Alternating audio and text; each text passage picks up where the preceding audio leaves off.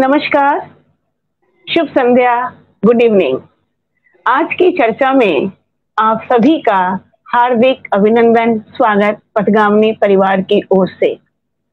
जैसा कि आज आपको पता है सभी को कि श्री हरिशंकर परसाई जी व्यंग्यकार, विश्व में व्यंग्य के जनक, व्यंग्य विधा के जनक हरिशंकर परसाई जी की जन्मशती मनाई जा रही है, जिनका जन्म 22 अगस्त को हुआ था 1924 में। खैर, उनके बारे में बात तो आप दोनों अग्रज करेंगे। उसके पहले मैं बता दूं कि पटल पर हमारे स्टूडियो में अग्रज हमारे रमेश सैनी जी जुड़े हैं, जो व्यंग्य विधा के जाने माने श्रेष्ठ साहित्यकार हैं और देश राष्ट्र के सुप्रसिद्ध साहित्यकार हैं व्यंग्य विधा के। प्रणाम सर, आपका बहुत बहुत स्वागत, अभिनंदन है। बहुत बहुत स्वागत है आपका, अभिनंदन है। और हमारे अग्रज डॉक्टर विजय तिवारी किसले जी जबलपुर से।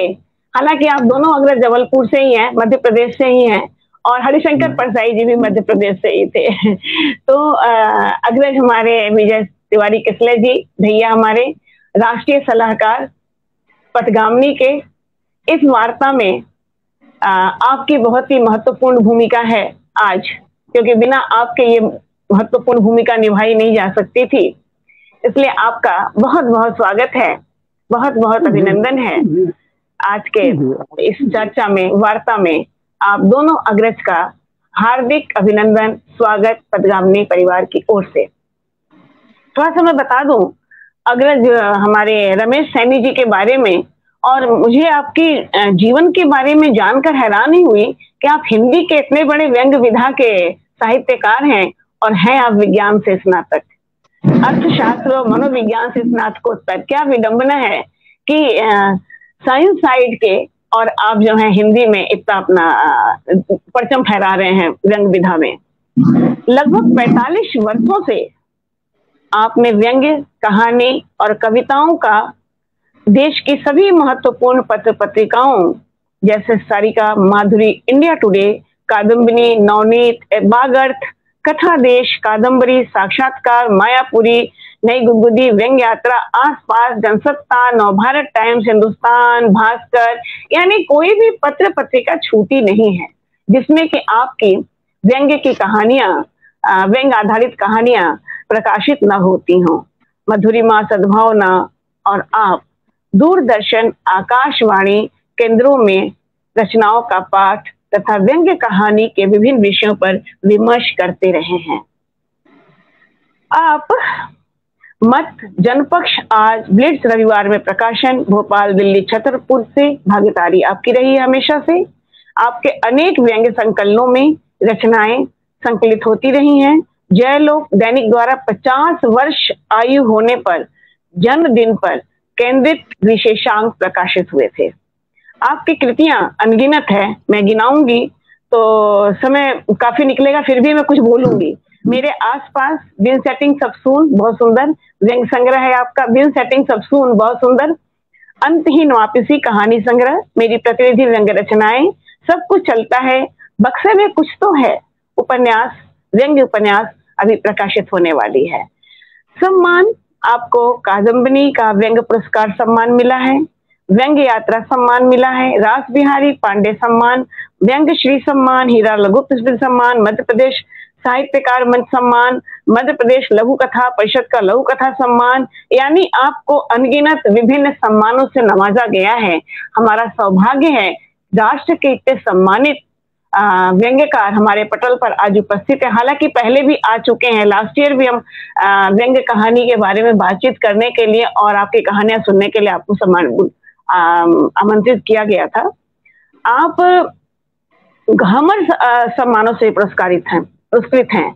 ज्योतिरा व फुले सम्मान, गोपाल राम गहमरी स्मृति में गंगेश्वर उपाध्याय कहानी सम्मान, गहमर आदि अनेक सम्मान से आप पुरस्कृत हो चुके हैं।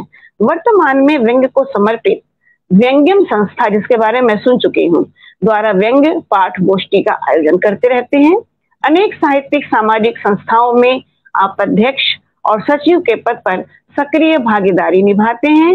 अंतरराष्ट्रीय संस्था सर्विस सिविल इंटरनेशनल स्विट्जरलैंड की हिंदी पत्रिका प्रयास का 2 वर्षों तक संपादन। इसका विश्व के 60 देशों में प्रचार और प्रसार हुआ है। इसी संस्था के माध्यम से शाहदरा दिल्ली में 2 वर्षों तक कुष्ठ रोगियों के बीच आपने सेवा भी की है। बहुत सुंदर अनुवाद, अनेक रचनाओं का बंगला, पंजाबी एवं नॉर्वेरियन में भी अनुवाद आप कर चुके हैं। रक्षा लेखा विभाग से आप सेवानिवृत्त हैं। आप बेसिकली जबलपुर मध्य प्रदेश से हैं और आपका सर बहुत बहुत पदगामिनी परिवार हार्दिक अभिनंदन करता है कि हमारे पटल पर इतने बड़े राष्ट्रीय साहित्यकार आज की व्यंग्य विधा पर बातचीत करने के लिए उपस्थित हुए हैं और एक बार कहने के बाद तुरंत आप आ गए। ये हमारा सम्मान है, हमारे पटल का सम्मान है। और खैर हमारे अग्रज भैया के बारे में क्या कहना है, दुनिया जानती है, हमारे पटल के राष्ट्रीय सलाहकार हैं, वरिष्ठ साहित्यकार हैं।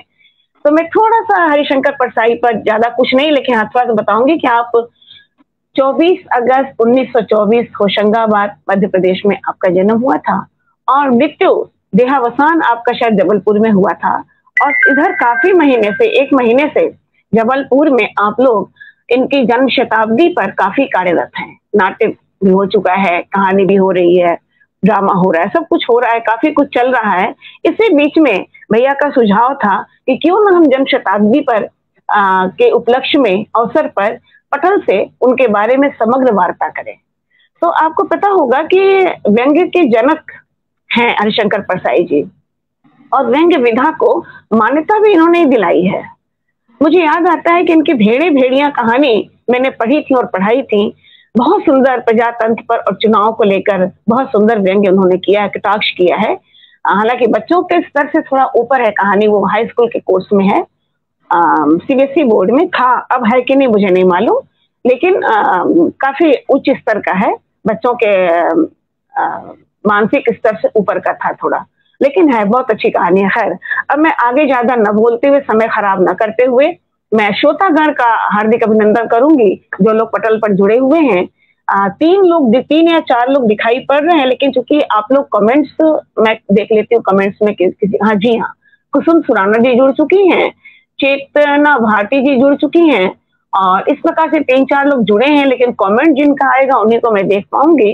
तो 2 लोगों का कमेंट आया हुआ है, 4 लोग जुड़े हुए हैं। आप सभी का इस चर्चा में बहुत बहुत स्वागत है। इस वार्ता में हमें जानना चाहिए कि हमारे देश के ये बड़े कहानीकार, साहित्यकार, काव्यकार, इन लोगों के बारे में हमें जानना चाहिए और ये लुप्त नहीं होना चाहिए। इसी को सोचते हुए हम लोगों ने आज ये प्रोग्राम रखा है, कार्यक्रम रखा है। तो भैया अब मैं आगे आपको आज के कार्यक्रम की बागडोर आपके हाथों में सौंपते हुए मैं अपनी जुबान को चुप करती हूँ और आप अब इस कार्यक्रम को आगे बढ़ाएं और मैं अपना माइक ऑफ करती हूँ। स्वागत है आपका, बहुत बहुत स्वागत है भैया, आगे बढ़ाइए। सर्वप्रथम मैं पथगामिनी जो ऑनलाइन पत्रिका है, पटल है, एक पृष्ठ है, ग्रुप है, इसकी ओर से मैं हमारे राष्ट्रीय स्तर के जो व्यंग्यकार और कहानीकार हैं, मैं बहुत खुश नसीब हूँ कि वो जबलपुर के ही हैं। आदरणीय मेरे अग्रज रमेश सैनी जी, मैं उनका पथगामिनी परिवार को उससे बहुत बहुत स्वागत करता हूँ। और अभी जो हमारी दीदी इस पटल की संस्थापिका, उन्होंने बहुत ही महत्वपूर्ण जानकारी हम लोगों के बीच में सहभागिता उन्होंने दी है, जो उन्होंने हम लोगों को बताया है, चाहे वो परसाई जी के बारे में बताया हो और चाहे हमारे वरिष्ठ व्यंग्यकार सैनी जी के बारे में बताया गया हो। इससे श्रोताओं को बहुत कुछ परसाई जी के बारे में और सैनी जी के बारे में पता चल गया होगा। तो मैं सबसे पहले तो ये बताना चाहूंगा कि दीदी के ही अनुरोध पर, दीदी की ही जिज्ञासा और उनका एक विचार था कि इस सदी जो परसाई जी की जन्म शती है, इसमें हम भी एक कार्यक्रम करें। तो व्यंग्य विधा के जनक विश्व प्रसिद्ध स्वर्गीय हरिशंकर परसाई जी की समग्रता पर हमने वार्ता करने के लिए आज का दिन नियत किया है। और इसमें हमारे आदरणीय वरिष्ठ व्यंग्य शिल्पी श्री रमेश सैनी जी को आमंत्रित करना था और सहज भाव से उन्होंने इसकी स्वीकृति प्रदान की है। पथगामिनी जाली पटल जो दिल्ली गाजियाबाद से है, इसका एक मोटिव है शब्दों और विचारों की सहयात्रा। निश्चित रूप से करीब 1.25 साल हो रहे हैं जब से इस पटल की स्थापना हुई। नए नए प्रकल्प आ रहे हैं, नई नई बातें हैं। हमारे राष्ट्रीय इसके सम्मेलन हो रहे हैं, प्रांतीय सम्मेलन हो रहे हैं, स्थानीय सम्मेलन हो रहे हैं और अनेक विधाओं पे ये हमारा पटल काम कर रहा है। सबसे पहले इस कार्यक्रम की शुरुआत हो, और वैसे थोड़ा सा शुरुआत दीदी ने कर दिया है हमारे अग्रज सैनी जी के बारे में, लेकिन मुझे एक अवसर मिला है, मैं जबलपुर के बारे में और हम लोग परसाई जी कहाँ से हैं, हमारे अग्रज रमेश सैनी जी कहाँ से हैं और मैं कहाँ से हूँ, मैं इस विषय में बड़ा मौका मिला है। मैं बताना चाहूंगा जो श्रोता हैं और आप सब लोगों को कि स्वर्गीय हरिशंकर परसाई के नगर जबलपुर के निवासी हमारे सामने बैठे हुए आदरणीय श्री रमेश सैनी जी। आज एक बार पुनः मैं अपने शहर का परिचय देना चाहता हूं कि हम खूब लड़ी मर्दानी वह तो झांसी वाली रानी है, गीत की रचयिता सुभद्रा कुमारी चौहान की धरती से हैं। हम विश्व विख्यात महर्षि महेश योगी के शहर से हैं, जिन्होंने भावती ध्यान के माध्यम से पूरे विश्व को वैदिक वाङ्मय की संपन्नता की सहज अनुभूति कराई। हम अद्भुत विचारक और चिंतक भगवान रजनीश की नगरी से हैं, जिन्हें सारा विश्व ओशो के नाम से जानता है। हम उत्साहित और संस्कारों वाले नगर से हैं, जिसे सर्वोदय संत विनोबा भावे ने संस्कार धानी के नाम से विभूषित किया था। हम उसी नगर से हैं जहां जीवन पर्यंत एक साहित्यकार ने अपनी लेखनी के माध्यम से धर्म, समाज, साहित्य एवं राजनीति की विरूपताओं को इंगित करने के साथ साथ इनके कारण तथा निदान का भी दिशाबोध कराते रहे हैं। वे कोई और नहीं, स्वर्गीय हरिशंकर परसाई ही थे, जिनके जन्म शती वर्ष में पूरा देश उनका भावभीना स्मरण कर रहा है। तो ऐसा है हमारा जबलपुर साहित्य संस्कार धानी का। और अब दीदी ने बहुत कुछ बताया है, लेकिन मेरी भी इच्छा है कि मैं भी अग्रज सैनी जी के बारे में कुछ शब्द मैं बोलूं उनके परिचय के रूप में। तो बाकी तो बहुत कुछ बता दिया है, लेकिन मैं ये जरूर बताना चाहूंगा कि हमारे सैनी जी का जो काव्य संग्रह था अंतहीन वापसी, इससे साहित्य जगत में उन्हें बहुत सराहना प्राप्त हुई थी। इनके द्वारा सृजित कृतियों का प्रकाशन निरंतर जारी है और हो रहा है। संस्कार धानी जबलपुर प्रादेशिक एवं राष्ट्रीय अनेक सम्मानों, पुरस्कारों एवं उपलब्धियों से सुसज्जित होने के बावजूद इनका जीवन सादा, सरल एवं मिलनसार है। बड़ों का सम्मान एवं अनुजों से स्नेह की प्रवृत्ति ने इन्हें सर्व स्वीकार बनाया है। बाह्य आडंबर से दूर वास्तविकता पर विश्वास करने वाले श्री सैनी जी कहानी मंच एवं व्यंग्यम के संस्थापक सदस्य होने के साथ ही स्थानीय से राष्ट्र स्तरीय अनेक संस्थाओं से संबद्ध हैं। हरिशंकर परसाई जी, ज्ञान रंजन जी, श्री राम ठाकुर दादाजी, पूरे राष्ट्रीय ख्याति लब्ध डॉक्टर प्रेम जन्मेजय जी, डॉक्टर हरीश नवल जी, डॉक्टर रमेश तिवारी जी जैसे दिग्गज साहित्य मनीषियों जैसा प्रभाव इनकी अभिव्यक्ति में दिखाई देता है। मुझ विजय तिवारी किसलय सहित संस्कार धानी के अनगिनत साहित्यिक मित्रों की शुभकामनाएं इनके साथ हैं। ये उपलब्धि प्राप्त करने वाले बहुत कम लोग होते हैं जिन्हें सबका स्नेह मिलता है, राष्ट्रीय साहित्यकारों का स्नेह मिल रहा है। ऐसे सैनी जी आज हमारे बीच में उपलब्ध हैं, उपस्थित हुए हैं परसाई जी के बारे में बताने के लिए। मैं आप लोगों का करीब 2-3 मिनट का और समय लूंगा। सैनी जी, मैं चाह रहा हूं कि आपकी अभिव्यक्ति, आपसे प्रश्न पूछूं इसके पहले, क्योंकि परसाई जी के ऊपर ये केंद्रित कार्यक्रम है, मैं केवल और केवल परसाई जी के कृतित्व के बारे में, यदि आप लोग सहमति दे तो मैं 2-3 मिनट में इस पे विचार में प्रकाश डालना चाहूंगा उनके कृतित्व के ऊपर। स्वर्गीय हरिशंकर परसाई ने स्वयं लिखा था कि अपने साहित्य लेखन अर्थात 1947 से 1983 तक के विश्वासों को मजबूती से पकड़कर बिना समझौते के मैंने जो सही समझा लिखा है, जो कुछ मानव विरोधी है उस पर प्रहार किया है, नतीजे भोगे हैं, अभी भोग रहा हूं, आगे भी भोगता जाऊंगा, पर मैं लगातार उसी स्फूर्ति, शक्ति और विश्वास से लिखता जा रहा हूं। ये उन्होंने 1983 के लगभग ये उन्होंने वक्तव्य दिया था। साप्ताहिक समाचार प्रहरी, साहित्यिक संस्था साहित्य संघ, मासिक पत्रिका वसुधा, नवीन दुनिया, जनयुग, परिवर्तन आदि पत्र पत्रिकाओं में बहुल प्रकाशन से के साथ राष्ट्रीय स्तर की पत्र पत्रिकाओं में उनके स्तंभों, आलेखों, कहानियों एवं व्यंग्यों ने उन्हें शीर्ष साहित्यकारों की श्रेणी में लाकर खड़ा कर दिया। व्यंग्य श्रेणी में लाकर खड़ा किया है इन्हें, व्यंग्य लेखन का एकमेव श्रेष्ठ साहित्यकार बना दिया। समकालीन हिंदी का शायद ही कोई ऐसा साहित्यकार होगा जो इनके कृतित्व से प्रभावित नहीं हुआ। इन्होंने जो लिखा है, इनकी परसाई रचनावली 6 भागों में प्रकाशित है। इनका पूरा जो व्यंग्य वाङ्मय और जो लेखन है, समग्र लेखन इनकी रचनावली में 6 भागों में है। तो पहला भाग है उसमें उसके अनुसार उनके वाङ्मय, उनका विवरण, लघु कथात्मक व्यंग्य रचनाएं हैं। जो दूसरा उनका रचनावली है उसमें लघु उपन्यास, दीर्घ कथा, कहानियां एवं लघु कथाएं हैं। तीसरे में ललित विचार परक तथा पत्रात्मक निबंध आदि इसमें समाहित किए गए हैं।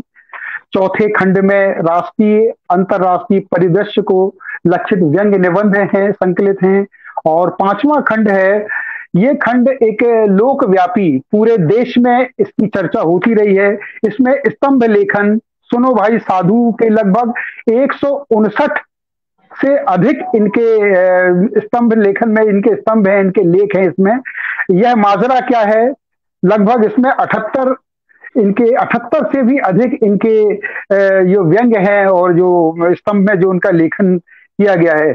6वें खंड में इनके 6वां खंड काफी विस्तृत है, छोटे छोटे पूरा संकलित किया गया है। इसमें इनके लेख, कहानियां, निबंध, पुस्तकों की भूमिकाएं, संपादकीय, आलेख, साक्षात्कार, व्याख्यान एवं उपन्यासांक भी हैं, जिनमें अरस्तु की चिट्ठी, भारत निवासी एक वंशज के नाम है। फिर काल्पनिक भेंट है जिसमें कबीरा खड़ा बाजार में करीब करीब 17 भेंटें उन्होंने इसमें समाहित की हैं। वो है वसुधा पत्रिका के संपादकीय, साहित्य संबंधी चर्चा तथा भाषण आदि हैं। पुस्तकों पर अनेक भूमिकाएं लिखी हैं। उपन्यासांश रिटायर्ड भगवान की आत्मकथा है। कहानी, लघु नाटक, किंचित निबंध, टिप्पणियां, संस्मरण, लेख, भाषण एवं वक्तव्य, पूछिए परसाई से, समाचार पत्र देशबंधु व रायपुर से प्रकाशित स्तंभ था, जिसमें लगभग 195 प्रश्नों के उत्तर आपने दिए हैं। इस तरह से इनका ये जो व्यापक, बृहद एवं विहंगम जो परिदृश्य है वो इन्होंने जीवन पर्यंत वो लिखते रहे। और लिखने के बावजूद उनकी एक ऐसी आभा और प्रतिभा थी कि राष्ट्रीय स्तर के सारे साहित्यकार, व्यंग्यकार जबलपुर आगमन उनकी वजह से होता रहा है। और जो आते थे तो हमारी संस्कार धानी भी उससे लाभान्वित होती रही है। तो इस तरह से मैंने परसाई जी के बारे में बताया। अब मैं अग्रज भाई रमेश सैनी जी से उनके व्यंग्य लेखन, उनके व्यक्तित्व, उनके कृतित्व के बारे में मैं जानना चाहता हूं। सबसे पहले मैं उनके मुंह से ही, आदरणीय सैनी जी के मुंह से ही मैं सुनना चाहता हूं उनका एक संक्षिप्त परिचय, जो वो बताना चाहें या जो हमसे छूट गया है या जो हम लोगों ने अज्ञानतावश नहीं कह पाए हैं। हम चाहते हैं कि हमारे अग्रज रमेश सैनी जी अपने बारे में सभी श्रोता लोगों को और हम लोगों को बताएं। आदरणीय श्री रमेश सैनी जी। बहुत बहुत धन्यवाद तिवारी जी। और मैं मंजुला जी और विजय तिवारी जी, हमारे अनुज और पथगामी के सभी सदस्यों का हृदय से अभिनंदन करता हूं। और मुझे खुशी तो होती है कि जब मेरा इतना परिचय और विस्तार से जब बातचीत हो रही है अपने बारे में, तो खुशी होती है। और कभी कभी महसूस भी होता है कुछ ज्यादा ही बता रहा है तिवारी जी। और तो चिंता भी होती है कि जो ज्यादा बताया जा रहा है उस तक पहुंचना है। एक बात और है कि जब हम परसाई जी पे बातचीत करते हैं तो एक पूरा परिदृश्य हमारे सामने आ जाता है। जो लोग परसाई जी को पढ़ा है, जिन्होंने परसाई जी से मिले हैं, या जो आज की पीढ़ी जो महसूस कर रही है कि परसाई क्या कोई आदमी था, कोई लेखक था। 100 साल हो गए। मैं बहुत छोटी जगह से हूँ, जबलपुर से 100 किलोमीटर दूर एक मंडला शहर है, आदिवासी इलाका, पूरा आदिवासी इलाका है, अभी भी है, अविकसित है। इतनी तरक्की हो गई है, उसके बावजूद भी बहुत कुछ छूट रहा है वहां से, जो उसको मिलना चाहिए था। उस शहर से हूं मैं, और उस शहर से भी नर्मदा जी के उस पार एक महाराजपुर कस्बा है, जो कि मंडला शहर का ही हिस्सा है, वहां से। तो मुझे वो छोटे छोटे चीजें, मेरे दोस्त, मेरे मित्र, मेरे परिवार, गांव के लोग, वो याद आते हैं। और वो याद इस संदर्भ में आते हैं कि जब मैं परसाई को और परिचय, बाकी जो है एजुकेशन का वो सब आपको दे दिया। कि एक छोटी बात जरूर मैं जरूर कहता हूं मैं, कि मुझे पढ़ने और लिखने का जो सरूर आया, वो हमारे एक शिक्षक थे, कवि थे, अच्छे बड़े कवि थे। उस समय उनकी एक किताब भी छप गई थी, शिवकांत शर्मा बागी, वीर रस के कवि थे। और 61-62 के आसपास की बात थी। तो वो हम लोगों को हिंदी पढ़ाते थे, लेकिन सिर्फ हिंदी नहीं पढ़ाते थे। 40 मिनट का अगर पीरियड होता था तो 30 मिनट वो कोर्स पढ़ाते थे, और आखिरी 10 मिनट वो कोई एक नई पुस्तक का एक चैप्टर सुनकर बताते थे, पढ़ के। कोई नई किताब आई हो, या कुछ नया घटा हो विश्व में, या कुछ हो, तो उसके बारे में रोज का एक काम था। और उससे मुझे उत्सुकता हुई, हमारे कई साथी कि अद्भुत है और कुछ पढ़ना चाहिए। और जब पढ़ने की इच्छा हुई तो फिर पढ़ने, जो नई पत्रिकाएं हैं वो पढ़ने लगे। वैसे भी वो शहर इतना पिछड़ा था कि 4 तारीख का अखबार 6 तारीख को आता था, जब दुनिया काफी बदल गई थी। पत्रिकाएं, इस हफ्ते की पत्रिका अगले हफ्ते आती थी, किंतु अच्छा लगता था, हमारे लिए नया ही था। तो वो सब नया देखकर जब मैं शेष अपना शिक्षा जबलपुर में आया पढ़ने, तो मैं सीधे ये सब चीजें, बात को थोड़ा सा कम करते हुए मैं सीधे परसाई जी पे आता हूँ। हम परसाई जी की जन्म शती मनाने जा रहे हैं 22 अगस्त 2023 से। उनका 100वां वर्ष चालू हो जाएगा, मात्र 2 दिन बनते हैं। और यह सौभाग्य है कि हम और हमारी पीढ़ी तो उन्हें याद कर रही है, नई पीढ़ी भी बहुत अच्छे से याद कर रही है, और हर तबका याद कर रहा है। मतलब एक लगता है कि परसाई के नाम का एक जुनून फैला हुआ शहर में। अभी कुछ आगरा में आयोजन हुए, दिल्ली में हुए, जयपुर, अनेक परसाई जी की जन्म शती 22 अगस्त से चालू हुए, किंतु आयोजन होने लगे हैं जनवरी 23 से। और हम लोग व्यंग्य को समर्पित एक व्यंग्यधारा समूह चलाते हैं, और व्यंग्यधारा समूह में हम लोग विगत अनेक वर्षों से अवरोध थोड़ा सा इसमें हुआ था कोरोना काल में। तो 13 दिन तक, 10 अगस्त से लेकर 13 अगस्त 23 अगस्त तक उनकी रचनाओं का पाठ करते थे, उसमें बातचीत करते थे। और जो व्यंग धारा पूरी तरह व्यंग को समर्पित है, व्यंग के अलावा कुछ नहीं है, और वो भी गद्य व्यंग। तो ये बात तो हुई इसकी। किंतु अब हम जब प्रसाद जी को आज याद कर रहे हैं, वो शिद्दत से याद कर रहे हैं, मैं आपको बताऊं कि याद हम ऐसे नहीं कर रहे हैं, हम मजबूरन याद करना पड़ा, वो लेखक मजबूर कर रहा है आपको याद करने के लिए। हमारे बीच से, हमारे शहर के, हमारे देश के अनेक महत्वपूर्ण लेखक हुए हैं,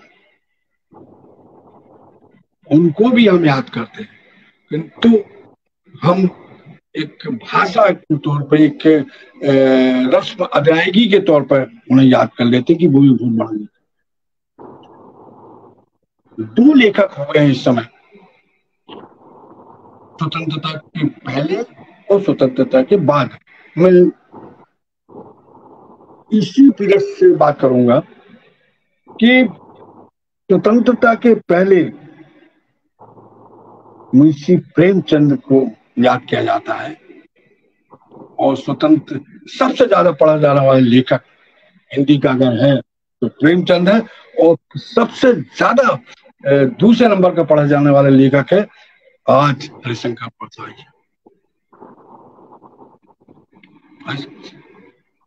प्रेमचंद बहुत जनता के लेखक थे, छोटे तबके के लेखक थे, कमजोर वर्ग के लेखक थे।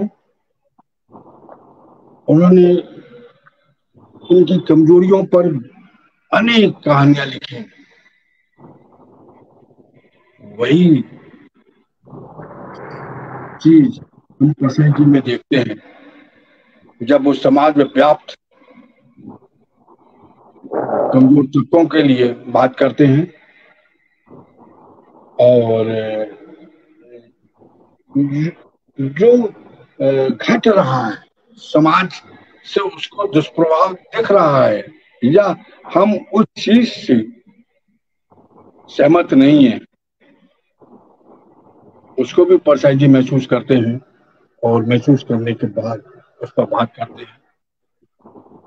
जी जी जी सैनी जी, जहां तक मुझे ज्ञात है कि उस समय जब लोगों का साहित्यिक लेखन कविताओं से प्रारंभ होता था, लेकिन आपका झुकाव व्यंग लेखन की ओर हुआ है। इसकी कोई खास वजह है? हम यहाँ से एक बात शुरू करते हैं क्रमशः।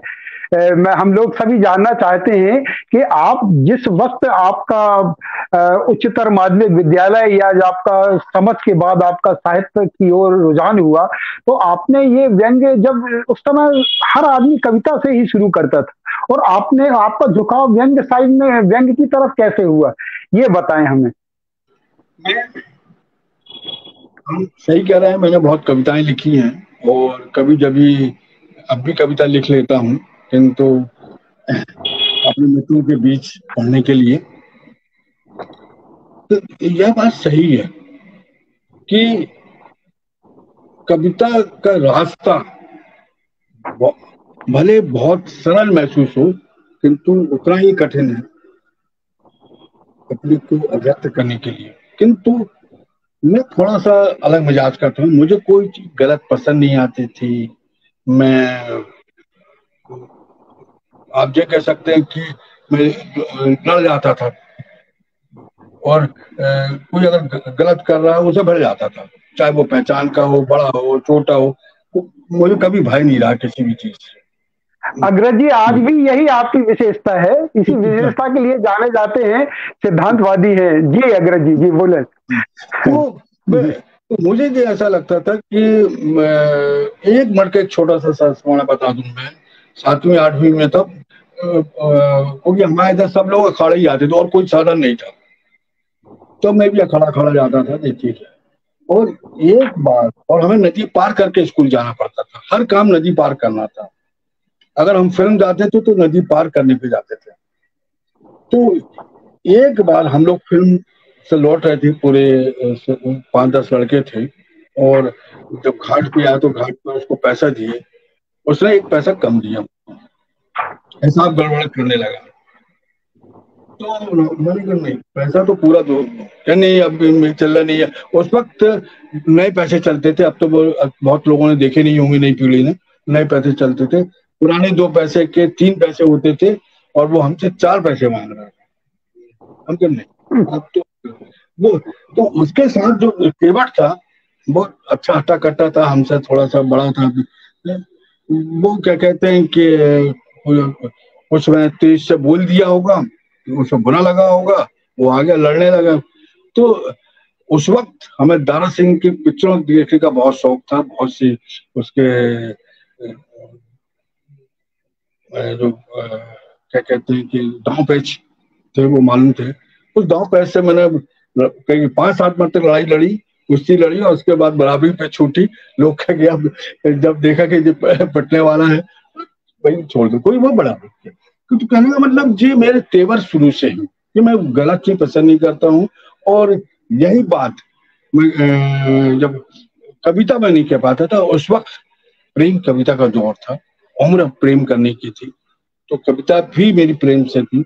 और उस कविता के बाद मुझे लगता था प्रकाशित होती थी, लोग प्रशंसा भी करते, उसके बाद भी मुझे कहीं अपने में अधूरापन लगता था कि मैं पूरी बात नहीं कह पा रहा हूँ।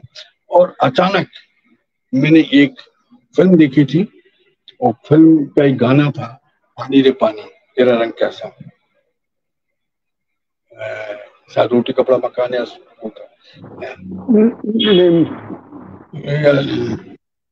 तो उस गाने पर मैंने एक व्यंग लिखा, और वो व्यंग को पहली बार फिल्म से संबंधित था।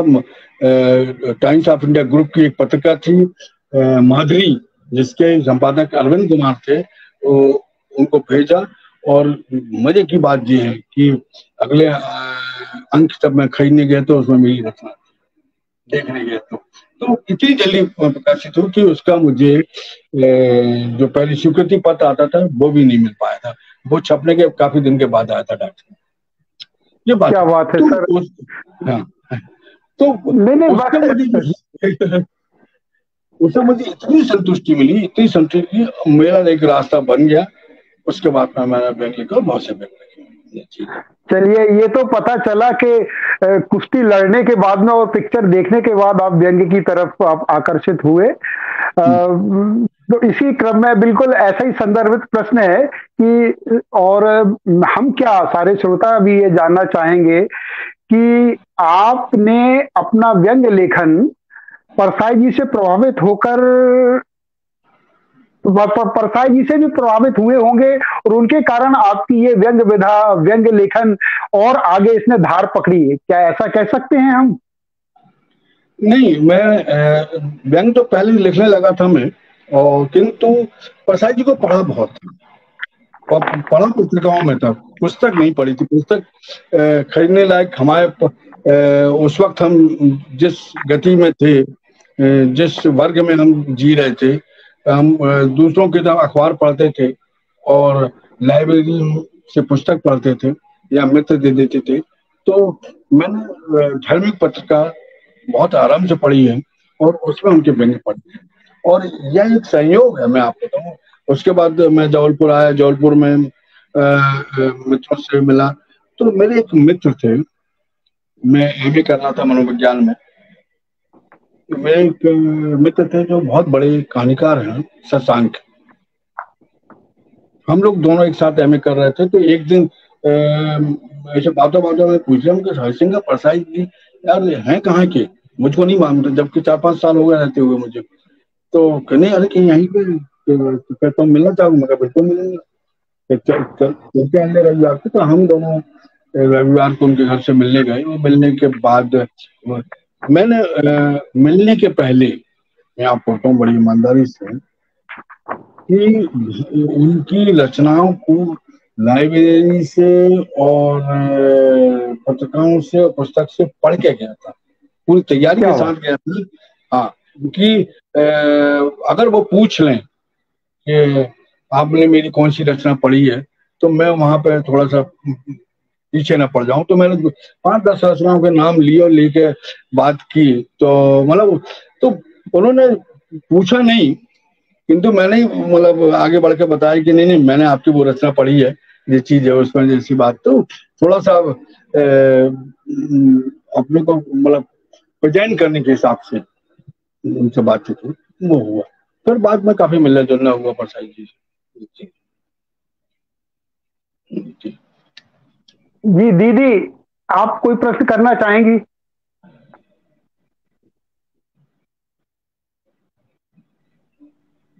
जी, सबसे अच्छी बात तो ये है कि आपने अपने संघर्ष के दिन भी बताए कि नदी पार करके जाना पड़ता था, और एक संयोग है ये भी एक व्यंग लिखना, और बचपन में परसाई जी के नजदीक रहे हैं आप। तो मैं थोड़ा सा पहले प्रश्न पूछने से पहले अपने श्रोतागण का नाम लेना चाहूंगी, भी बहुत जरूरी है, लोग सुन रहे हैं।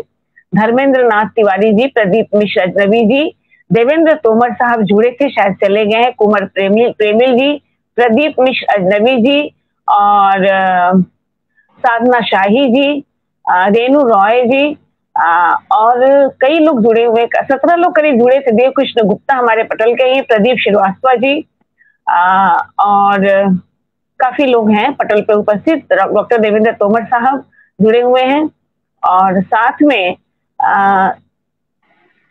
प्रदीप मनीषा सहाय जी जुड़ी हुई है, महावीर साहू जी जुड़े हुए हैं, और जबलपुर से भी कई लोग जुड़े हुए हैं, जयप्रकाश पांडे जी, कुसुम सुराना जी, मुनिंद्र कुमार मिश्र सी, ये भी व्यंग्यकार है, व्यंग्य कहानीकार है, तृप्ति श्रीवास्तव जी, मूलचंद अरोरा जी, और सुरेश तन्मय जी, आदरणीय सुरेश तन्मय जी भी जुड़े हुए हैं। आप लोगों का सबका बहुत बहुत स्वागत, अभिनंदन।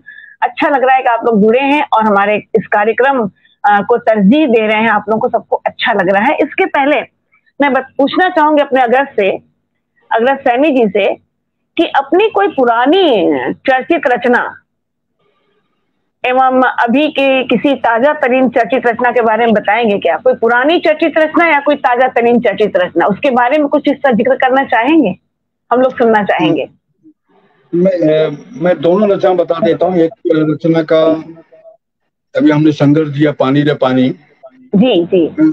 हाँ, ये बहुत चर्चित रचना थी, और लोग कभी जब हमारे पुराने मित्र मिलते हैं तो वो इसका नाम लिए ही संबोधन करते हैं, मतलब नमस्कार, चमत्कार। इस जो पुराने मित्र हैं हमारे स्कूल की टाइम किया, उसके बाद किया पानी। दूसरी रचना मेरी जिसे मैं बहुत मतलब चर्चित हूँ, दो, एक है क्रेडिट कार्ड और एक है आलू कैसे छीलें। अरे आलू कैसे छीलें एक बहुत बढ़िया रचना। हाँ जी जी, प्रभावित है, हमने भी सुनी है आपसे, बहुत बढ़िया रचना जी। हिंदी थी तो वो रचना को कई लोग मतलब इसका जब बातचीत होती है हमारे बारे में या कुछ बारे में, तो इस पर लोग कहते हैं और मुझे भी खुश होता है कि ये दो रचना बहुत अच्छी हैं जी। बहुत बहुत धन्यवाद। आलू कैसे छीले मैं जरूर पढ़ूंगी, मैं कोशिश करूंगी कि पढ़ूं। क्रेडिट कार्ड जी जरूर पढ़ूंगी, मैं ढूंढ कर पढ़ूंगी, जैसे आपसे मांग कर पढ़ूंगी, जैसे भी पढ़ूंगी। आलू कैसे छीले, जी जी जरूर जरूर। एक से हाँ मैं तो ये एक मैं मतलब आलू कैसे छीले बहुत छोटी रचना है कि कोरोना काल चल रहा है। अच्छा। हाँ, और सब लोग घर के अंदर हैं, पति भी मतलब पति या पिता कहा जाए वो घर के अंदर है, माँ घर के अंदर है, और बेटा जो पढ़ने वाला है वो घर के अंदर है, वो बोर हो रहे हैं। और किंतु माँ बाप बोर नहीं हो रहे हैं बेटा, और वो अपने मोबाइल में लगे हुए हैं। ये बात तो वो लड़का परेशान हो जाता है, क्या कहीं किचन में जा रहा है तो वहाँ आलू उबले रखे रहते, तो कहते हैं कि अब उसको पता नहीं किया। तो वो जो तकनीक है, अलास्का से मोबाइल लेके आता है, अलास्का से पूछता है कि आलू कैसे छीलते हैं जी। सतीश अकेला जी गोरखपुर से जुड़े हुए हैं, प्रणाम कह रहे हैं सबको। आपका भी बहुत बहुत स्वागत है जी। भैया इस क्रम को आप आगे बढ़ाएं प्लीज। जी मैं कुछ तो कहानी है और फिर वो कहानी क्योंकि बेटे की दादी नहीं रहती है, तो अलेस्का कहती है कि वो अलेस्का उसको नहीं समझा पाती कि आलू कैसे छिला जाए, माँ को पास समय नहीं है, हैं? तो वो कहती बेटा के तुम अपने पापा के पास जाओ और पापा से कहो कि दादी को मालूम है आलू कैसे छीलते हैं, वो तुमको बताएंगे। और बाप बेटा जाता है और कहता दादी कहाँ, दादी तो क्या किस लिए चाहिए कि मुझे आलू छीलना सीखना है।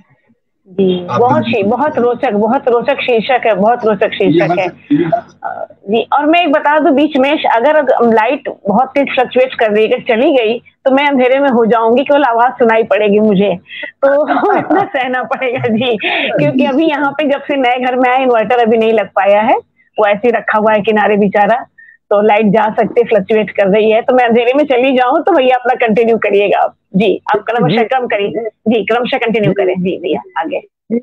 आपने अभी सतीश अकेला जी का नाम बताया, वो सतीश अकेला जी जबलपुर भी आए हुए थे और उनका हमारा परिचय हुआ है, और बहुत अच्छे साहित्यकार हैं, गजलकार हैं वो। हम लोगों की सबकी बातें वो सुन रहे हैं। हमारे अग्रज सुरेश तन्मय जी लगातार टिप्पणियां दे रहे हैं, भोपाल में है, भोपाल और अलीगढ़ में इनका बस आना जाना लगा रहता है, अलीगढ़ में बेटे के पास में और बिटिया भोपाल में है, तो तन्मय जी उसमें लगे हैं और वो भी ध्यान से सुन रहे हैं।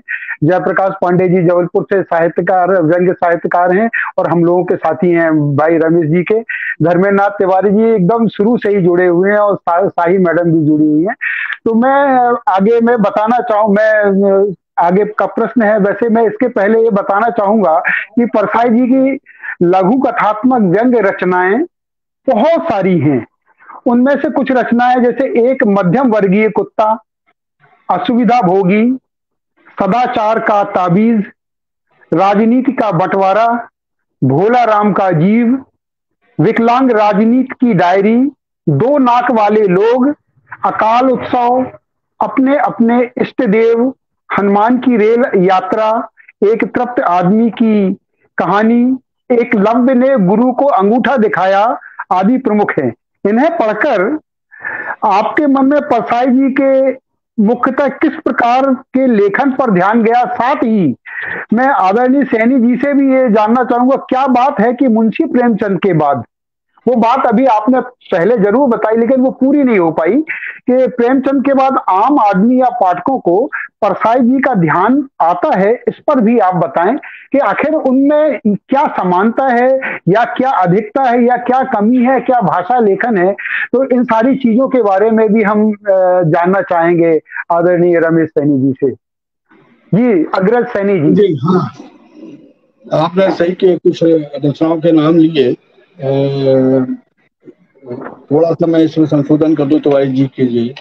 जिन रचनाओं के नाम लिए हैं वो लघु कथा नहीं है, नहीं, मैंने लघु कथात्मक व्यंग्य रचनाएं बोला है। हाँ, तो वो कथा भी नहीं है, उसका फॉर्मेट पूरा व्यंग्य का है और व्यंग्य पे ही हमारी बात है। आप भोला राम जी को पढ़ें या फिर सुदामा के चावल को पढ़ें या फिर अकाल उत्सव पढ़ें या फिर आप दो नाक वाले पढ़ें या फिर आप क्या कहते हैं कि एक आत्मा को पढ़ें या अति क्रांतिकारी, ये रचना का साइज एक है, इन रचनाओं का साइज एक है किंतु उसका फॉर्मेट अलग है। कथा का फॉर्मेट अलग है और व्यंग्य का फॉर्मेट अलग है, और ये पूरे व्यंग्य और इसी फॉर्मेट की वजह से साहित्यकारों को, जो परसाई जी को कहानीकार कहते थे, उनको व्यंग्य कहना मजबूरी में पड़ता था। जब फॉर्मेट है, और जब फॉर्मेट किसी और का बनाया हुआ नहीं है, जब फॉर्मेट परसाई जी ने डेवलप किया, विकसित किया ये चीजें। और एक विषय को किस ढंग से प्रस्तुत किया जाए, ना जो निबंध में है, ना क्या कहते हैं कि कहानी में है, ना एक बड़ी मतलब कविता तो कह नहीं सकती क्योंकि पद्य नहीं है, तो ये फॉर्मेट अलग बना है। और इसी फॉर्मेट की वजह से मजबूरन में मैं आपको बताऊं, साहित्य में भी, साहित्य के दिग्गजों को भी, और इसीलिए नामवर सिंह ने बोला था कि परसाई जी की रचनाओं को आलोचनात्मक टिप्पणी करने के लिए अभी साहित्य में टूल्स नहीं बने। मैं यही बताना चाह रहा था, मैं सर यही बताना चाह रहा था आपको कि चाहे वो धनंजय वर्मा जी हो, चाहे महावीर हनुमान वर्मा हो, या मलय जी हो, या रामशंकर रामशंकर पांडे जी हो, मैं इनकी बात कर रहा हूँ। जो जो रचनावली के जो एक संपादक मंडल था, आपने बोला ना मजबूरन वाली बात भी की, उस समय उनके मैंने उसी रचनावली से ये शब्द लिया है कि लघु कथात्मक, यानी लघु कथा के रूप में ये व्यंग्यात्मक रचना है। ये उन लोगों की बात है और मजबूरन उनको व्यंग्य विधा आज मानना पड़ रही है। मैं आपके साथ हूँ इस बात को लेके, लेकिन ये जी जी जी आगे बोले सर, आगे बोले। हाँ, नहीं तो नहीं, क्या है कि अभी भी लोगों में भ्रम है, अभी भी बातें उठती हैं। तो जब बातें उठती हैं तो हमारा दायित्व हो जाता है कि हम उस पर अपने स्पष्टीकरण या जो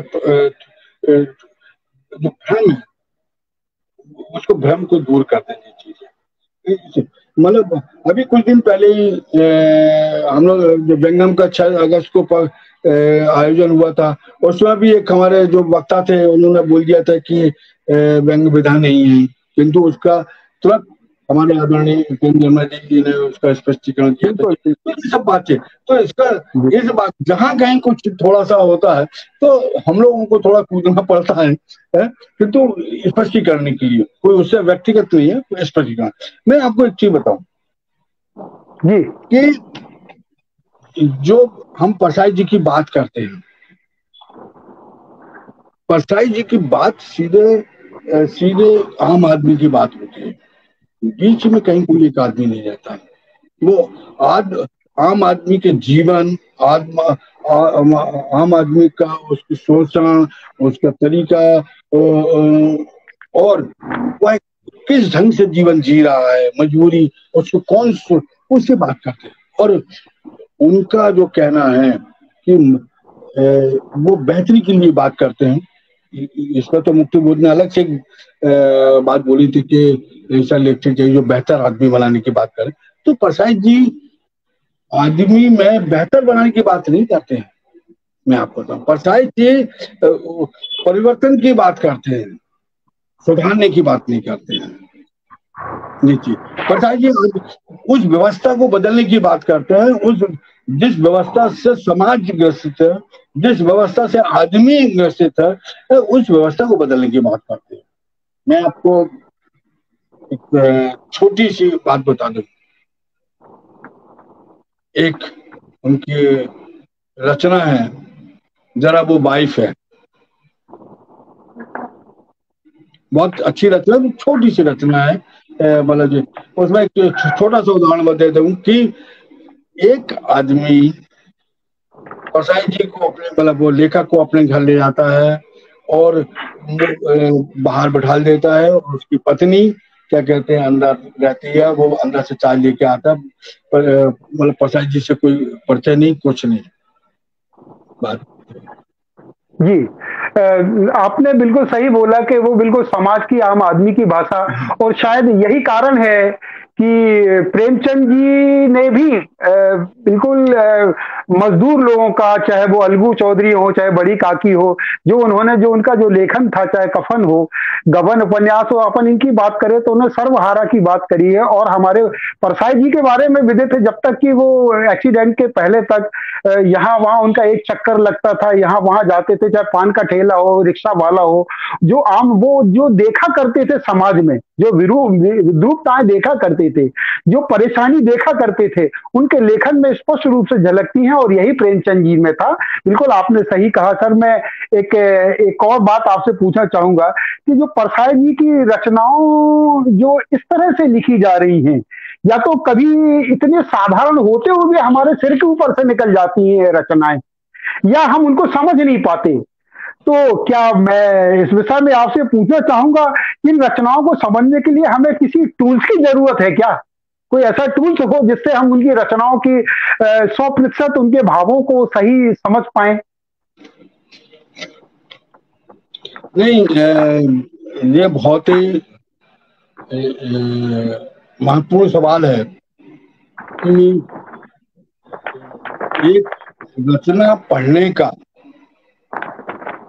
ज्ञान चतुर्वेदी ने आज से लगभग 4-5 साल पहले एक व्याख्यान दिया था कि रचना व्यंग्य को समझने का सलीका होना चाहिए। ये चीज है, यहाँ पर यह बात आगे बढ़ती है जब हम परसाई जी की रचना पे जाते हैं और वो रचना हमको अपनी लगती है। हाँ, कि वो रचना में हमको लगता है कि मेरी बात कही जा रही है, मेरा महसूस किया जा रहा है, और जब वो महसूस करते हैं तो वो रचना आपको समझ में आ जाती है। ये चीज है, तो रचना में क्योंकि उनकी भाषा में आप जो चमत्कारिक सौंदर्य की अपेक्षा करते हैं, साहित्य की जो लोग अपेक्षा करते हैं, वो सौंदर्य नहीं है। परसाई जी का वो शिल्प भी नहीं है, किंतु इस सब के बावजूद उनमें जो चीज है, कथ्य है, जो विषय है, जो जनता की आवाज महसूस करते, जो तकलीफ महसूस करते, वो तकलीफ की चिंगारी उनकी रचनाओं में मिलती है। और वो चिंगारी जो है अगर आपको स्पार्क कर देती है, आप महसूस करते हो, तो आप उसको रचना बहुत अच्छी समझ में आती है। मैं एक बात कहना चाहूंगी, एक जैसे अभी मैंने जरा वो वाइफ की बात की थी, वो बात बीच में छूट गई थी, तो उसमें भी ये बहुत छोटी बात थी कि वाइफ का पट चलेगा। जब दूसरी बार आते हैं तो वाइफ चाय लेके आती है और दे जाती है और वो नमस्ते करके आगे बढ़ जाती है। तो वो पति कहता है कि अब स्कूल जाने लगी है, एक तनख्वाह से हमारा गुजारा नहीं चलता है। ये जो आर्थिक पक्ष है, इसी आर्थिक पक्ष के साथ परसाई जी की एक और रचना है जो एक दूसरा पक्ष, सामाजिक पक्ष है, जो हमें उन रचनाओं को समझने में बड़ी सहायता करती है, उस दृष्टि विकसित करते हैं कि एक रचना है उनकी कंदेई श्रवण कुमार की। पिता के 2 बेटे हैं, दोनों बहुत समझदार हैं, दोनों पढ़ने वाले हैं। पिताजी की जो आदत है शाम को संध्या वंदन की है। एक छोटा लड़का पढ़ रहा, दूसरा लड़का वो भी पढ़ रहा है।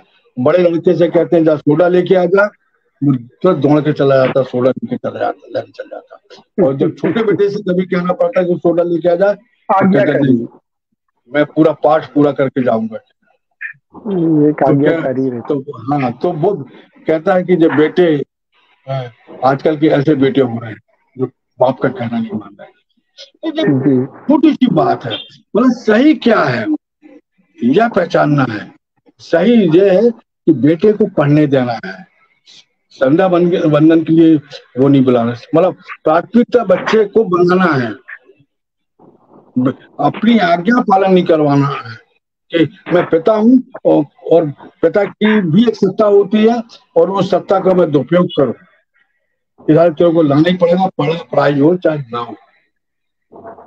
तो यह एक बात है, यह बात बहुत अच्छे से जब पाठक को समझ में आती है, शिक्षक के बात समझ में आती है कि क्या बात कर रहे हैं, हम भी तो ऐसे ही करते हैं, हमको भी तो जरूरत है ऐसा करने की नहीं चाहिए।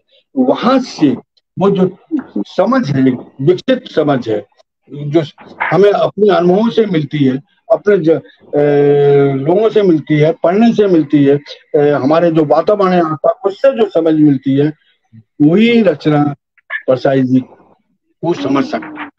अगर हम लोग जब परसाई जी की रचना को पढ़ के ये कह देते कि बहुत मजा आ गया, मजा वाली नहीं है।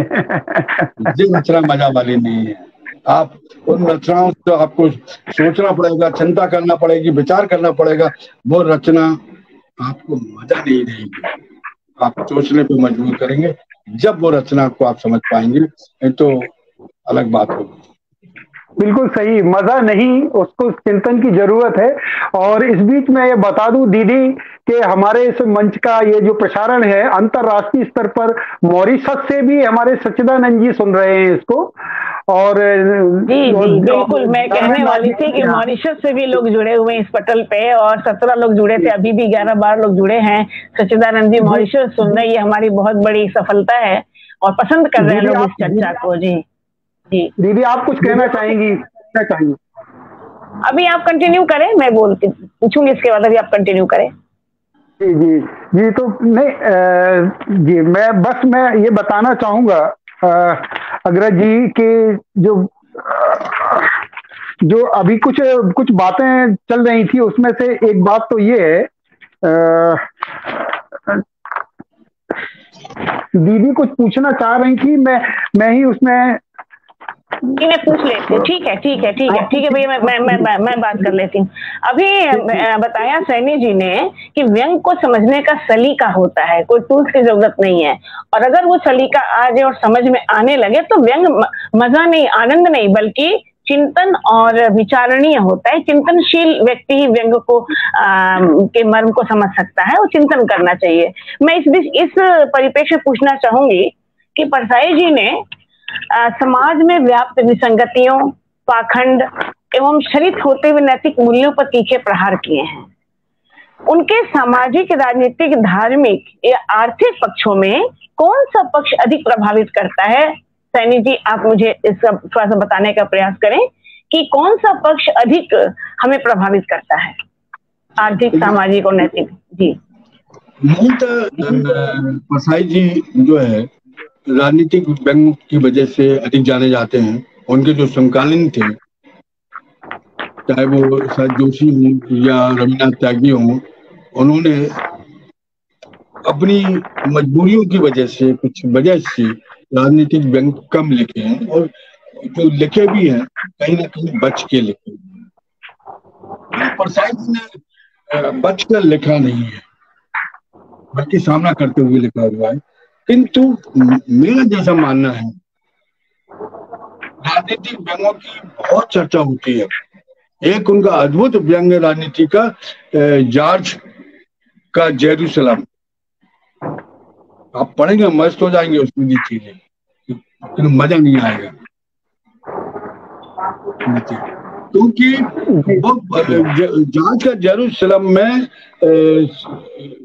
मोरारजी देसाई की सरकार थी, जनता पार्टी की सरकार थी, और जनता पार्टी सरकार में विपक्ष का अविश्वास प्रस्ताव पर बातचीत हो रही थी, और उस प्रस्ताव में के पक्ष, मतलब सरकार के पक्ष में जॉर्ज फर्नांडीज ने 2 घंटे 10 मिनट तक लंबा वक्तव्य दिया था, और उनके वक्तव्य से ऐसा लग रहा था कि सब लोग बदल गए, मतलब, और सरकार बच जाएगी।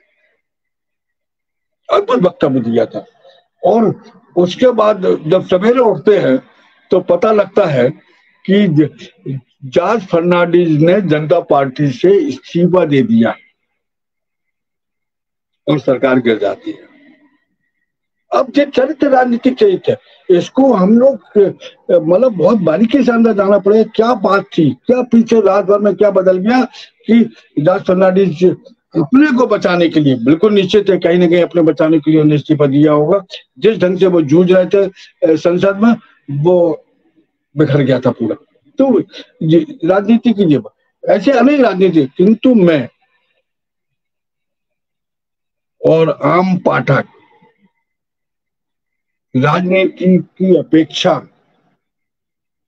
जो सामाजिक व्यंग है उसको ज्यादा पसंद करते हैं। उनकी चर्चा भी ज्यादा होती है, चाहे इंस्पेक्टर माधवदीन चांद पर, सुदामा की चावल, भोला राम का जीव, 2 नाक वाले, मनीषी जी, ऐसे तमाम बहुत से वो हैं, घायल बसंत, गेहूं का सुख, ये सामाजिक संदर्भ की रचना है। पवित्रता का दौरा, तो अभी जिसका जिक्र किया मैंने कंदे श्रवण कुमार के, इन रचनाओं से ज्यादा पसंद की जाती है कि राजनीति की रचनाएं पर चर्चा कम होती है। किंतु आज जब उन राजनीतिक रचनाओं को हम पढ़ें या सामाजिक रचनाओं को पढ़ें, तो बदलाव वो हम देखते हैं समाज में कि बदलाव हुआ है, किंतु रचनाओं से हम ये मालूम होते हैं कि परसाई जी ने आज से 40 साल पहले जो आज घट रहा है, जिसको हम देख रहे हैं, जो प्रकृति है, जो प्रवृत्ति है, वो बदली नहीं है और ज्यादा वैसी हो गई है जी, और ज्यादा लोग क्रूर हो गए हैं ये चीजें। मतलब मैं एक बात कहना चाहूंगा कि 67 के 68 की बात है, जब अकाल पड़ा था। अकाल पड़ने पर दो रचनाएं बहुत सामने आई थी हमारे व्यंग में। एक परसाई जी की अकाल उत्सव और दूसरी रचना थी सर जोशी की जी पर सवार लिया। अकाल उत्सव में परसाई जी कहते हैं मुझे सपने आते हैं, मैं रात को सो नहीं सकता, मुझे अनाथ के सपने आते हैं, मुझे मजदूर के सपने आते हैं, मुझे जो भ्रष्ट लोग बैठे हैं उनके सपने आते हैं, मैं बेचैन हो जाता हूँ। वो बेचैन की रचना है और इसलिए वह रचना आज सब लोग जितने भी व्यंगकार हैं या व्यंग आलोचक हैं या व्यंग पर जो बातचीत करते हैं, एक रचना पे सबसे ज्यादा बातचीत हुई है तो मेरे ख्याल अकाल उत्सव पे। उसके पहले अगर हम किसी रचना में बातचीत करते रहे हैं तो चंद्रधर शर्मा गुलेरी की उसने कहा था, और उसके बाद अगर सबसे ज्यादा अगर रचना में बातचीत हुई है तो मेरा ऐसा मानना है, क्योंकि जब भी हम किसी मित्र से बातचीत होती है, जब परसाई जी से के संबंध में बातचीत होती है तो अकाल उत्सव की चर्चा जरूर होती है।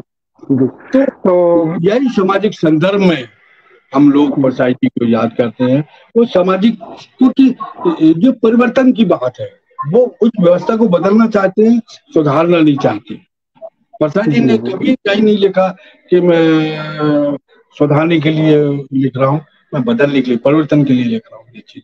तो यही बात है, उन्होंने जितना भी लिखा है लोगों को सचेत किया, सचेत करने के लिए प्रेरित किया है कि आप चाहे अपने चरित्र में हो, चाहे जीवन में हो, चाहे व्यवहार में हो, चाहे समाज में हो, चाहे नैतिक मूल्यों में हो, चाहे सरकार में हो, आपको बदलना चाहिए।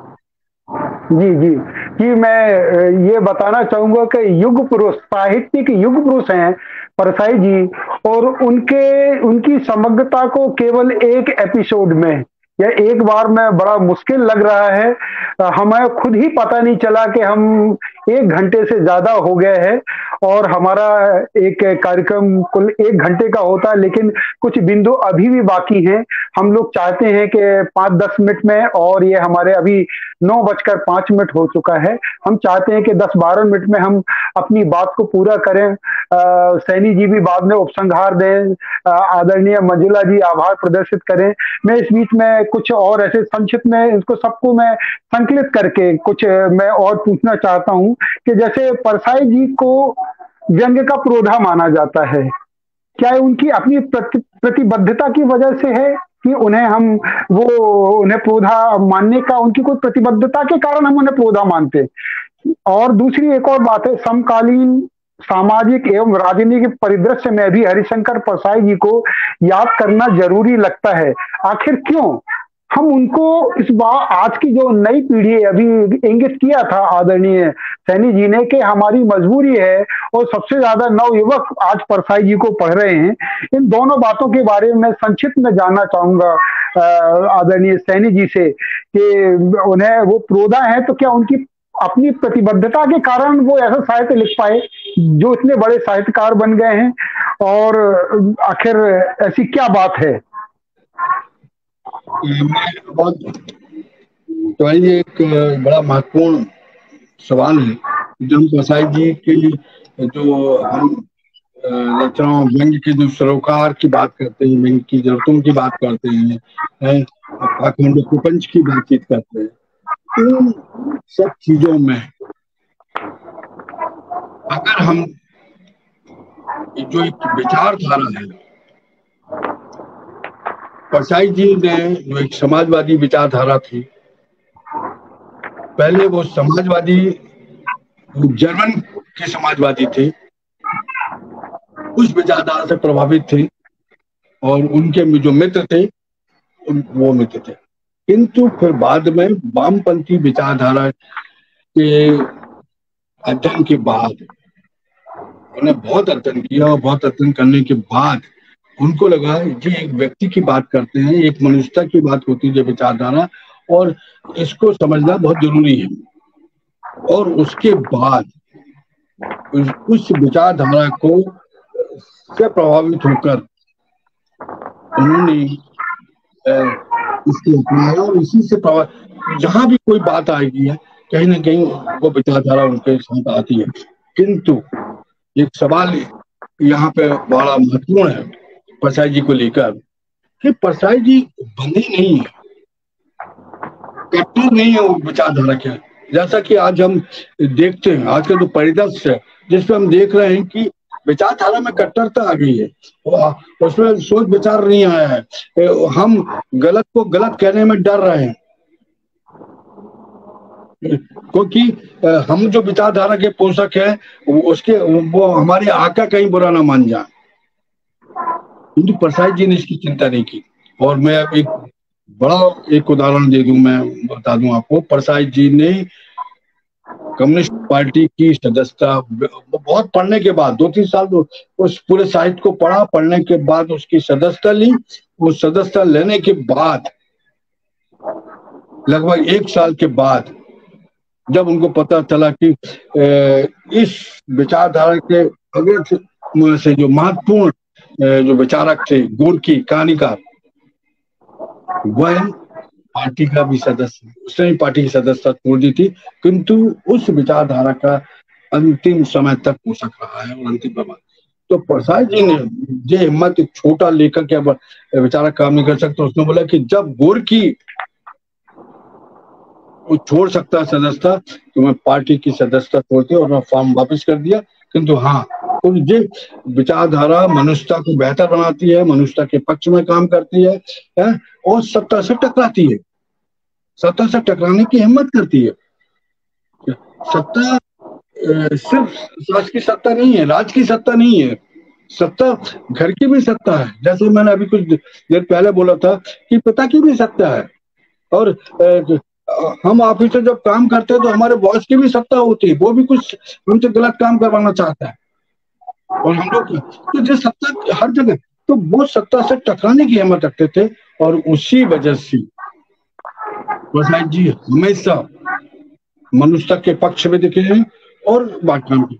अब रहा बात इसका, तो क्या कॉन्सेप्ट क्लियर था, उनकी विचारधारा स्पष्ट थी, हर चीज क्लियर थी, उसमें किसी प्रकार का द्वंद्व नहीं था, किसी प्रकार का भ्रम नहीं था, किसी प्रकार की वो संकुच। जब वो वामपंथी विचारधारा की बात करते हैं तो उनकी 2 रचनाएं हैं जो युवक क्रांतिकारी है, तो बहुत सही रचना, जिस 2 का नाम लूंगा, एक क्रांतिकारी कथा और एक अति क्रांतिकारी।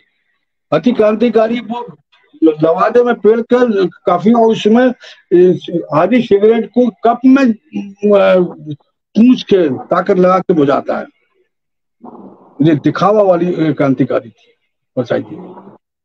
और मतलब तो वो कहता है मैं दूसरी जाति में शादी करूंगा, वो जो दिखावा वाली, और वो करता भी है, मतलब पिता की बिना मर्जी से शादी करता है और वो पिता कहते आ जाओ, वो कहते पिता नहीं बुलाएंगे, डांटेंगे, भगा देंगे, पत्नी तो वो कहते नहीं, और पिता बुला लेते हैं उसको, पर वो घबरा जाता है कि यार मेरी क्रांतिकारी तो खत्म हो गई, ये तो पहले से विकसित है, ये मनुष्यता की है कि भाई आप शादी की है, आप परिवार की बहू हो, आओ भाई थोड़ी बहुत संबंध, तो ऐसी कई चीजें। तो परसाई जी ने इनके विरोध में भी लिखा है, किंतु आज का जो परिदृश्य है, आज जो हम देख रहे हैं, मैं आपको बताऊं कि विरोध में लिखने की बात तो बहुत दूर की बात है, आदमी बातचीत में भी नहीं बोल पाते, आपस में भी नहीं बोल पाते। जी बिल्कुल सही बोला।